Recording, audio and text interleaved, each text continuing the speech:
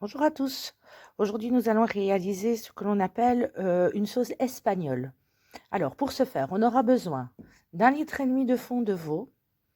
On aura besoin de 50 g de poitrine de porc maigre, de 50 g de carottes coupées en brunoise, de 50 g d'oignons hachés grossièrement, de 300 g de tomates fraîches concassées, de 40 g de concentré de tomate, et alors 10 g d'ail, ok, 60 g de beurre et 60 g de farine.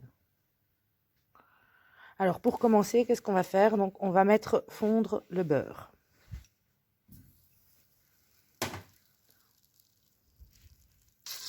Alors voilà, une fois que le beurre est fondu, on prend de 50 g de lardons, ok, on va faire revenir.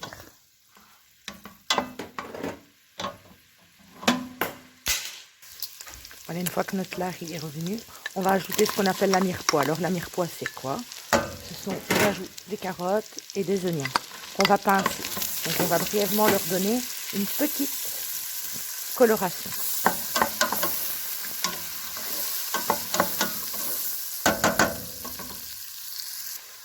Alors une fois que votre mirepoix est pincé, on va ajouter la farine.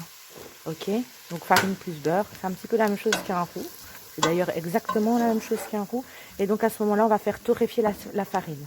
Ça veut dire quoi? Ça veut dire qu'on va lui donner une légère petite coloration brunâtre. Et on va la laisser cuire tout petit doucement.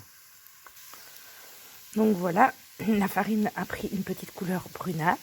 À ce stade-ci, nous allons ajouter donc le concentré de tomate.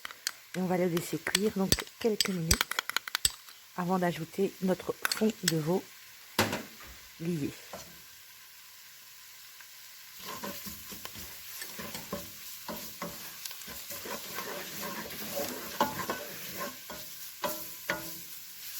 Pour enlever donc justement cette acidité. Après avoir laissé cuire donc le concentré de tomate, on va rajouter le fond brun, mais on va le faire tout petit doucement, comme pour les autres sauces, pour justement éviter d'avoir des grumeaux. Voilà. Tout petit doucement.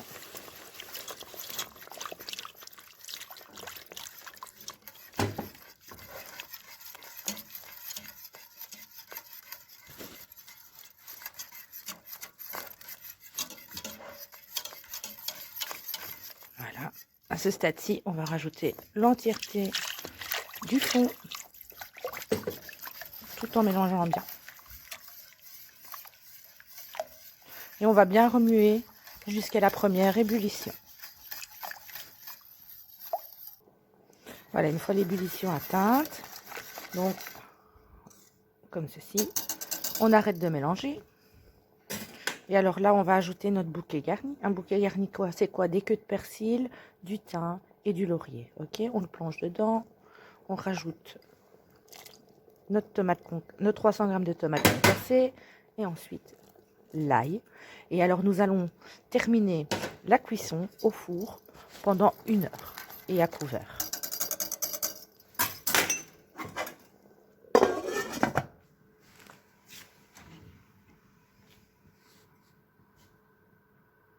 Donc voilà, une fois la casserole au four, hop, on laisse cuire pendant 1 heure, tout en écumant au fur et à mesure de la cuisson. Écumer, ça veut dire quoi? C'est retirer les impuretés qui vont remonter en surface de la sauce. Voilà, une fois que la sauce est à consistance, on retire la casserole du four, on fait attention à ne pas se brûler. Et donc, nous allons la passer au chinois, tranquillement. Voilà, comme ceci.